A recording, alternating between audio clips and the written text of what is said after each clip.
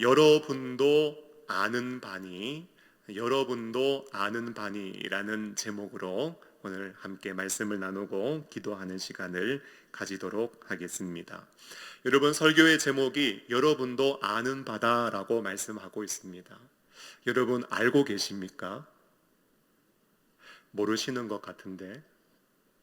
여러분, 오늘 우리가 읽지는 않았지만 읽은 말씀의 전문맥 사도행전 20장 17절로 18절 말씀을 보시면 바울이 밀레도에서 사람을 에베소로 보내어 교회 장로들을 청하니 오매 그들에게 말하되 아시아에 들어온 첫날부터 지금까지 내가 항상 여러분 가운데서 어떻게 행하였는지를 여러분도 아는 바다라고 말씀을 하고 있습니다. 여러분도 알고 있다라고 바울이 이야기를 하는데, 여기서 안다라는 것은요, 그냥 지식적인 알미 아니라 경험적인 암, 체험적인 알을 의미하는 것입니다. 여러분, 어떤 일을 합니다. 그런데 그 일을 내가 잘하는지 아니면 못하는지, 그리고 그 일을 제대로 하고 있는지 대충 하고 있는지, 열심히 일하는지 아니면 설렁설렁 하고 있는지, 여러분 제일 잘 아는 사람이 누구일까요? 여러분, 내가 어떤 일을 하는데 내가 지금 어떻게 일하고 있는지 가장 잘 알고 있는 사람은 바로 나 자신입니다. 그런데 오늘 성경을 보니까요, 누구도 아는가? 여러분도 아는 바니, 여러분 나만 알 뿐만 아니라 다른 사람도 어떻게 일하는지 알고 있다고 말씀하고 있습니다. 그래서 일이라는 것은요, 내가 아는 것도 있지만 다른 사람이 아는 것도 있습니다. 그러므로 우리가 어떤 일을 맡아서 감당할 때는요, 내가 알 뿐만 아니라 남도 알 수 있도록 일을 하는 것이 필요한 것입니다. 예를 들어서 제가 지금은 영동중앙교회 담임 목사로 사명을 감당하고 있는데, 제가 담임 목사로 부임해 오기까지 여러분 거쳤던 여러 교회들이 있지 않겠습니까? 그런데 그 교회에 혹시 만일 가정해서 제가 연락을 해서 제가 그 교회에 다시 갈 수 있을까요? 물어본다면 목사님 그냥 거기 계세요. 안 오셔도 돼요. 여러분, 이렇게 이야기를 한다면 여러분 제가 일을 제대로 하지 않은 것이겠죠. 만약에 제가 다시 오기로 했는데 아이고 오시면 감사하지요, 환영합니다, 얼른 오세요, 이런 이야기를 듣는다면 아마 저는 제대로 일을 했다라고 할 수 있을 것입니다. 여러분, 부부 사이도 마찬가지입니다. 여보, 내가 살면서 큰 돈은 좀 못 벌어주고 당신 호강시켜 주지는 못한 건 내가 알아요. 그리고 내가 부족한 것도 많고 잘못한 일도 많았는데 그래도 만일 그런 일은 없겠지만 내가 다시 태어나도 다시 나와 결혼해 줄래요? 이렇게 아내에게 물었을 때 아이고 지금 사는 것도 지겨워요. 여러분, 이런 말을 듣는다면 내가 제대로 감당하고 사랑하고 섬긴 것이 아닌 것이 되겠지요. 사랑하는 성도 여러분, 무엇인가 맡아서 일을 감당할 때 꼭 남이 알아주는 사람이 되십시오. 여러분, 다른 사람들에게 꼭 인정받기 위해서 일하는 것은 아니지만 여러분 맡은 일을 성실히 감당하고 일하다 보면 인정은 자연스럽게 따라오는 결과와 열매가 되어야 하는 것입니다. 여러분도 아는 바니라고 이야기했는데 나는 잘 모르겠는데, 여러분도 아시죠? 아니요, 내가 잘 알지 못하겠는데요. 여러분, 그렇게 일하지 말고 여러분들이 얼마나 수고하셨는지 제가 알고 있습니다. 여러분들이 얼마나 땀을 흘리셨는지 제가 알고 있고요. 맡은 일, 그거 하나에 마음을 쏟고 애정을 쏟고 정성을 기울여서 그 일 감당했다는 것 저도 알고 있습니다. 아마 하나님도 아실 것입니다. 이렇게 고백을 들을 수 있는 사람, 자기 자신에게 부끄럽지 않고 사람들에게 떳떳하면서 하나님께도 영광이 되도록 일하는 그러한 일꾼들이 될 수 있어야 하는 것입니다. 여러분, 사도 바울이 2차 전도 여행을 시작했습니다. 시작할 때 마가 요한을 데리고 가는 문제로 갈등이 한 번 있었고요. 디모데라는 좋은 일꾼과 함께 동행을 하게 되었고요. 길이 막혔지만 하나님의 뜻을 깨닫고 빌립보, 데살로니가, 베레아, 아덴, 고린도를 지나서 지금 에베소에서 사역을 다 마친 이후에 예루살렘으로 가기 전에 마지막 고별 설교를 하기 위해 에베소 장로님들을 청하여서 마지막 하나님의 말씀을 함께 나누면서 내가 그동안 에베소 지역에서 어떤 마음으로 어떤 자세로 사역을 감당했는지 오늘 본문을 통하여서 장로님들에게 마지막 메시지를 증거하고 있습니다. 사랑하는 성도 여러분, 오늘 바울은 어떤 마음으로 사역을 했습니까? 첫째로 그는 겸손으로 섬기고 사역을 감당했습니다. 여러분, 오늘 함께 읽었던 19절 말씀을 보니까 모든 겸손과 눈물이며 라고 말씀을 하고 있습니다. 여러분, 이 말씀 가운데 우리가 좀 주목해야 되는 말이 있다면요, 그냥 겸손이 아니라 모든 겸손이라고 말씀하고 있다는 것입니다. 여러분, 모든 겸손이라는 말의 의미는요, 내가 어느 한순간만 겸손하고 잠깐만 겸손하고 처음 사역할 때만 겸손한 것이 아니라 나는 모든 상황 속에서 항상 겸손함을 일관성 있게 유지하며 사역을 했다라는 의미를 가지고 있습니다. 여러분, 사람이 일할 때 처음에는 겸손합니다.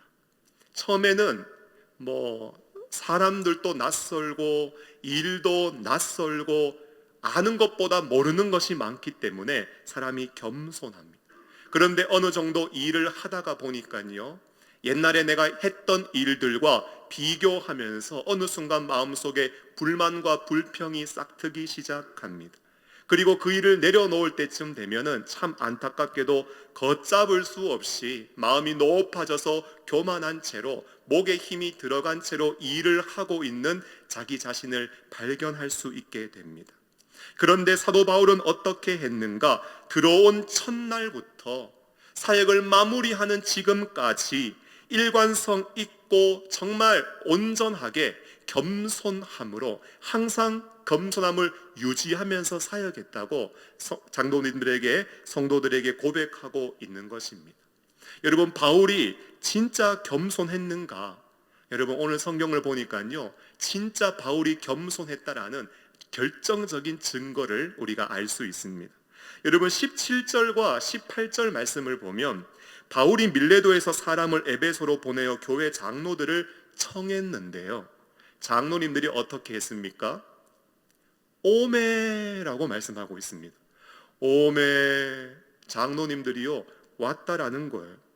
저는요, 여기에서 바울이 처음부터 끝까지 겸손함으로 사역을 잘 감당했다라는 것을 제가 깨달을 수 있었습니다.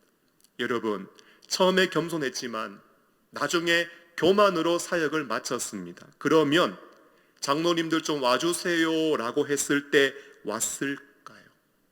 불성실하게 사역을 감당했다면 좀 와주세요 할 때 왔을까요? 인정받거나 사랑받지 못했다면 장로님들이 왔을까요? 오려면 자기가 올 것이지 뭐 사람까지 보냈나 하지 않았을까요? 가기는 뭘 가, 앞으로 안 볼 사람인데 왜 왜 우리를 오라고 해? 나 그 교만한 사람 나 안 보기 싫어, 나 안 볼래. 여러분, 바울이 끝까지 겸손함을 유지하면서 사역을 하지 못했다면 와주세요 할 때 안 왔을 거예요. 그런데 오늘 성경 보니까요, 장로들을 청했는데 장로님들이 어떻게 했습니까? 오메, 왔어요 여러분.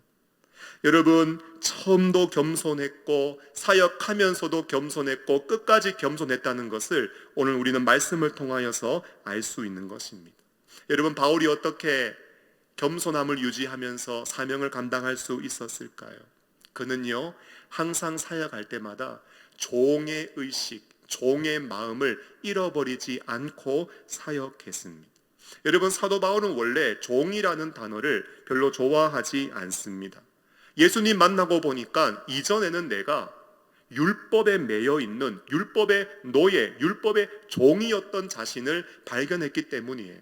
그래서 갈라디아 5장 1절 말씀을 보면 그리스도께서 우리를 자유롭게 하려고 우리에게 자유를 주셨으니 그러므로 굳건하게 서서 다시는 종의 멍에를 매지 말라고 말씀하고 있습니다.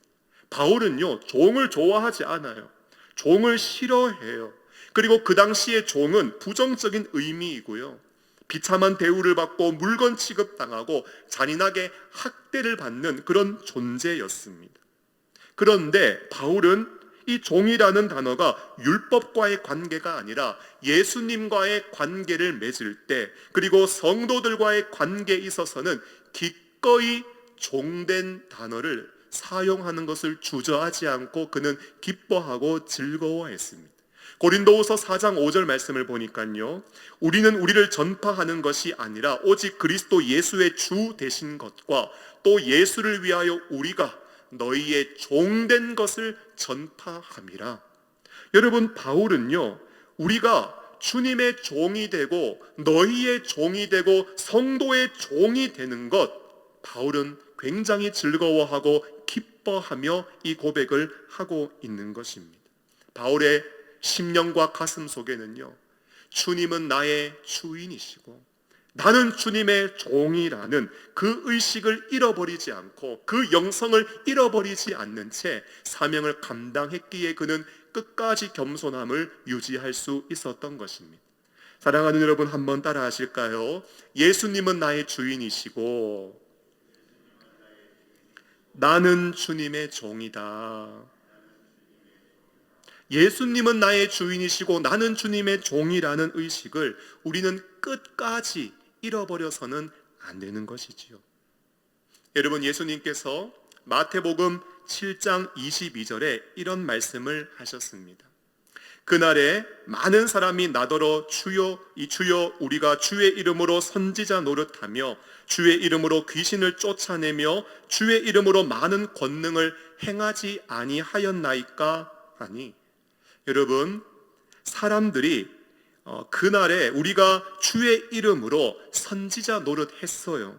주의 이름으로 귀신 쫓아냈어요. 주의 이름으로 많은 권능을 행했다고 했습니다. 자, 그런 사람을 향하여서 예수님은 무엇라고 하셨는가? 마태복음 7장 21절 말씀을 보니까 나더러 주여 주여 하는 자마다 천국에 들어가요? 못 들어가요? 천국에 못 들어간다. 다만 하늘에 계신 내 아버지의 뜻대로 행하는 자라야 천국에 들어갈 수 있다고 말씀을 하셨습니다. 여러분, 천국은 어떤 사람이 들어가는가? 오늘 성경은 우리에게 알려주고 있는데, 여러분, 하나님의 뜻대로 행하는 자, 자기가 죄인임을 인정하고 회개하고 예수님을 믿는 사람, 여러분, 그 사람이 천국에 들어갈 수 있습니다. 그런데 그날에 많은 사람들이 무엇을 의지하고 있는가? 우리가 주의 이름으로 선지자 노릇했대요. 우리가 주의 이름으로 귀신 쫓아냈대요. 우리가 주의 이름으로 권능을 행했대요. 여러분, 신학적인 관점, 교리적인 관점으로 보았을 때 지금 이 사람들은 무엇을 의지하고 있는가? 여러분, 예수님을 의지하고 믿음을 의지하고 있는 것이 아니라 우리가 선지자 노릇했습니다. 우리가 귀신 쫓아냈습니다. 우리가 많은 권능 했습니다. 여러분, 자기의 노력, 자기의 수고, 자기의 공로, 자기의 업적, 여러분, 이것을 의지하고 있습니다.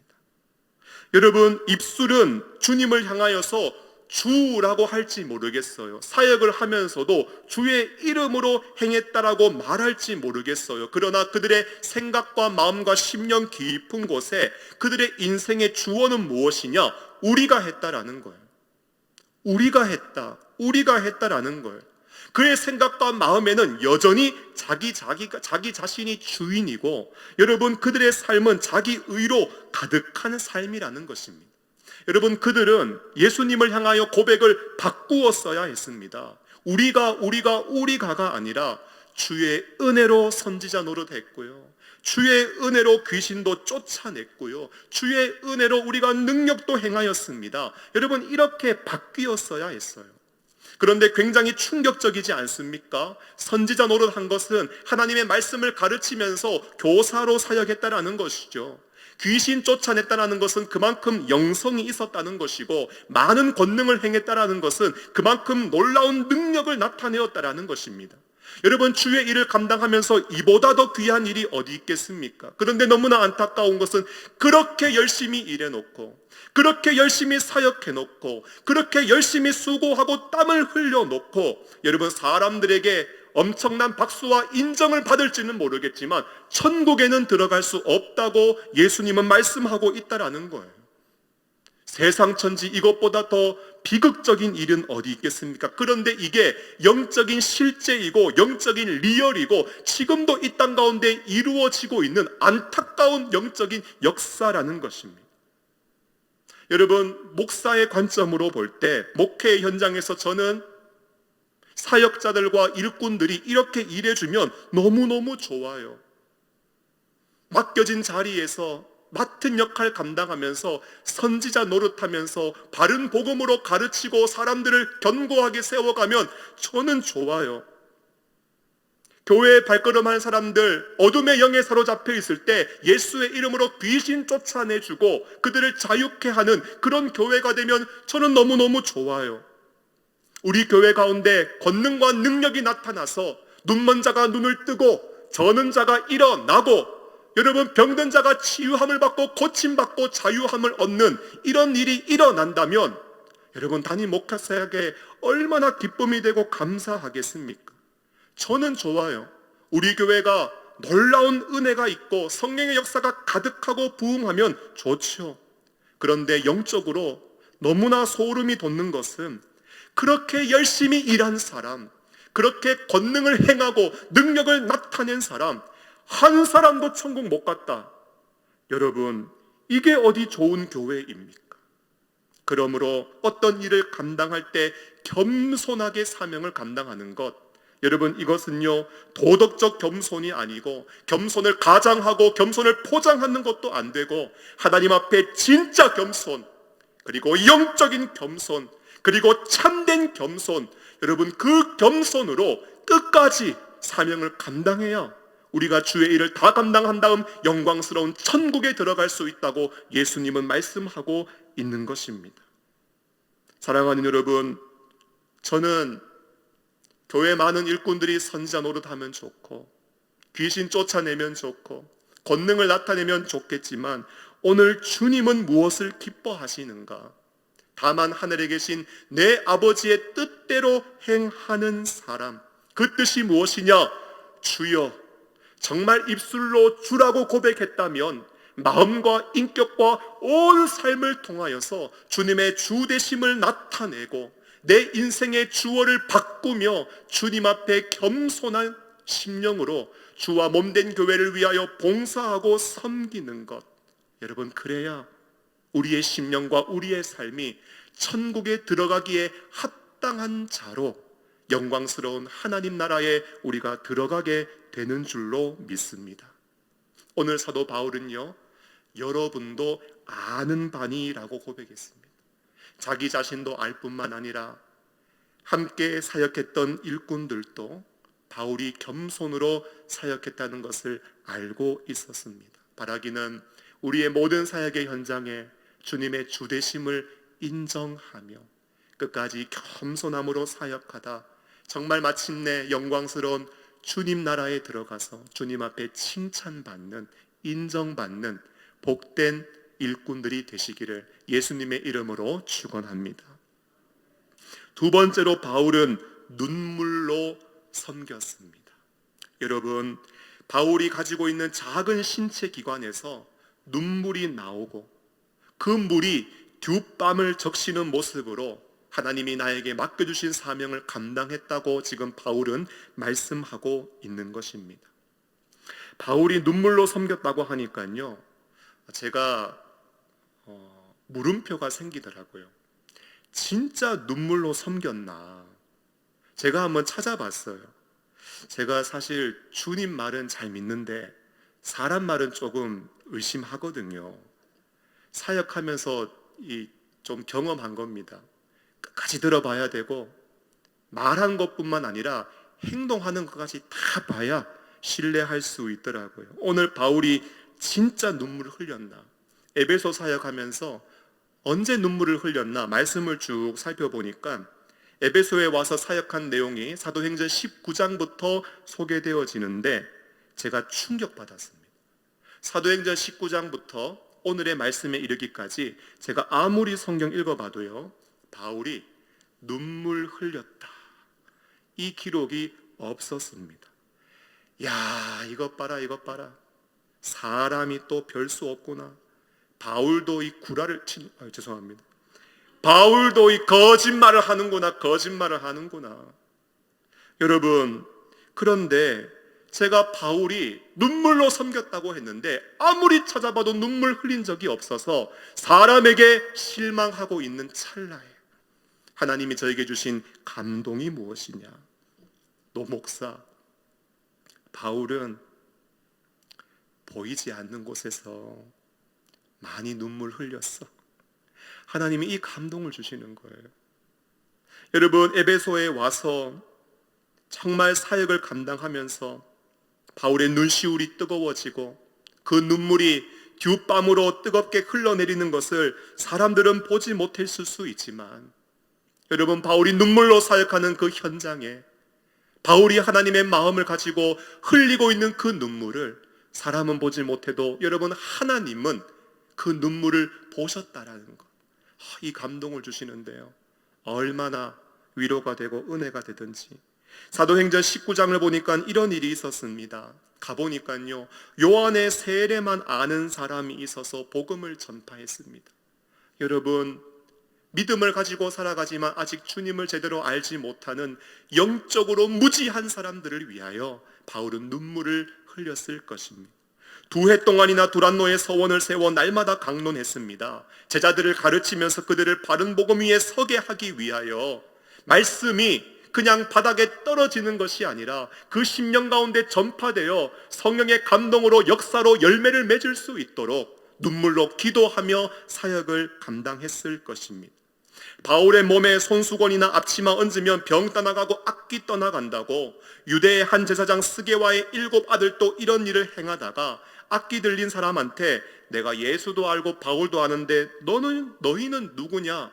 부끄러움을 당하고 있는, 그저 영적인 흉내 내고 있는 사람을 보면서 바울은 안타까워서 눈물을 흘렸을 것이고, 데메드리오라는 은장색이 아데미 신상 모형 만들어서 적지 않은 이익을 가지고 있는데 바울로 인하여 아데미와 신전이 무시당한다고 사람들을 몰고 와서 바울 앞에다 대놓고 무엇을 하느냐? 2시간 동안이나 크도다 에베소의 아데미여 하면서 우상을 찬양하고 우상을 경배하고 우상을 향하여 영광 돌리는 그 소리를 들으면서 아직 우상 숭배에 빠져 있는 그 안타까운 심령을 주님의 가슴으로 품으며 그는 속으로 눈물을 흘렸을 것입니다.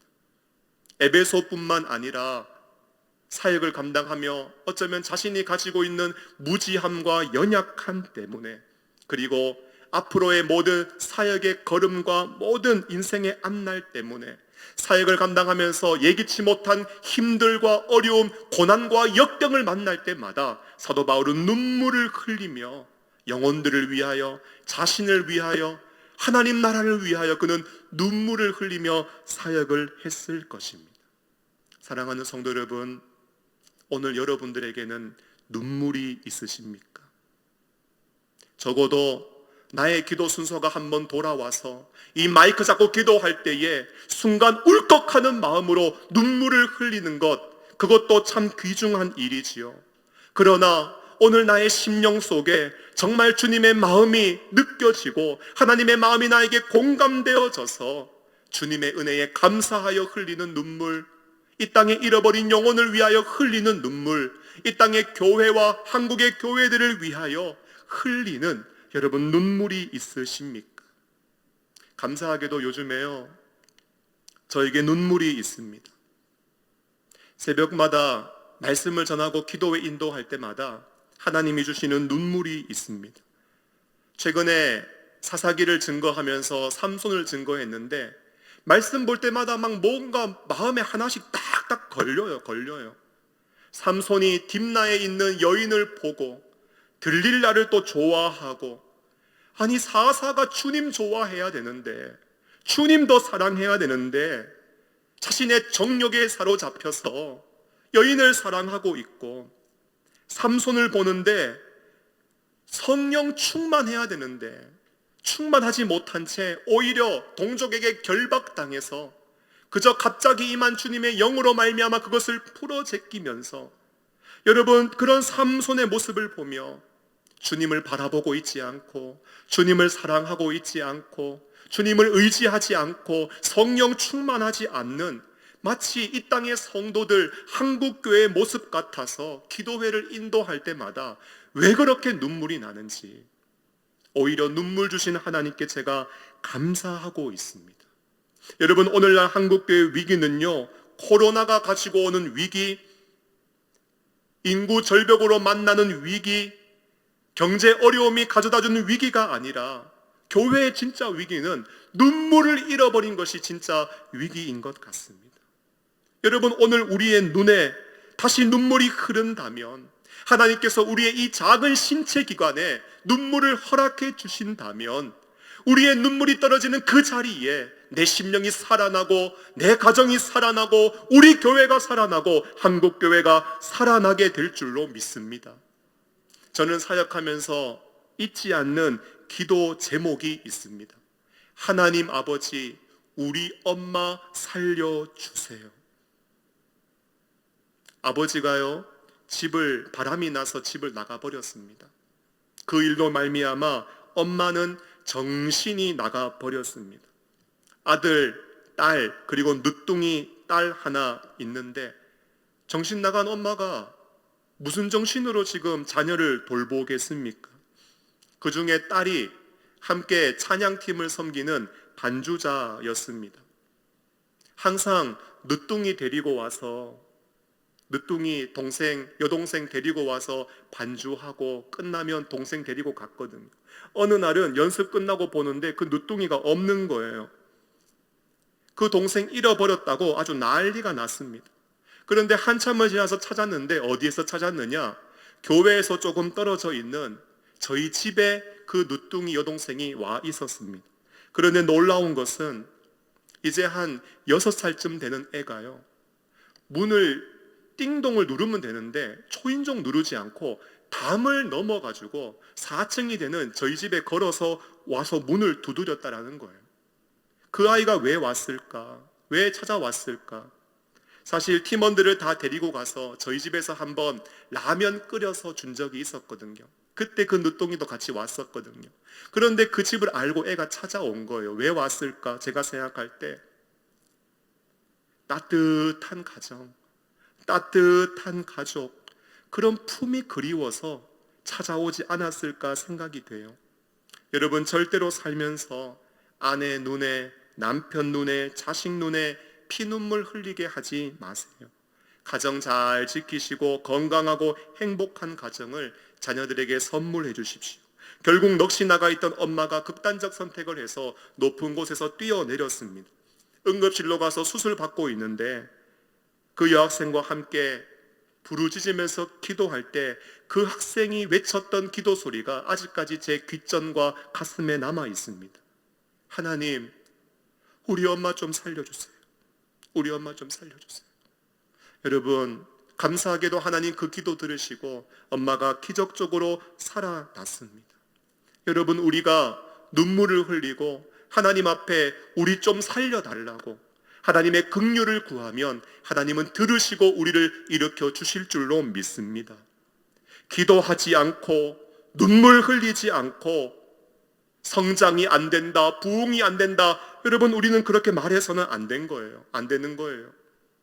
기도 자리 한 번에서 울컥하고 했다고 그것으로 눈물로 주님을 섬겼다고 우리는 할 수 없는 것입니다.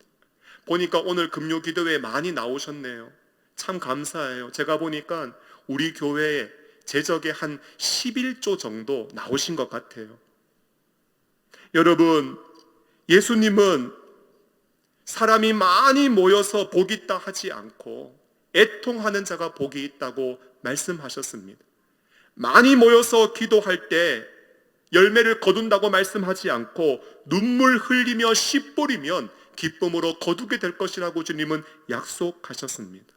오늘 우리의 신체 기관에 눈물을 회복하고 우리의 마음이 주님의 마음과 하나 되어 하나님의 마음을 느끼고 우리가 눈물로 기도할 수 있다면 여러분, 우리의 심령과 가정, 우리 교회와 이 땅의 교회는 아름다운 회복의 역사를 경험하게 될 줄로 믿습니다. 오늘 우리가 함께 찬양하고 기도할 때 주님의 놀라운 역사를 함께 경험하는 은혜로운 밤이 될 수 있기를 예수님의 이름으로 축원합니다.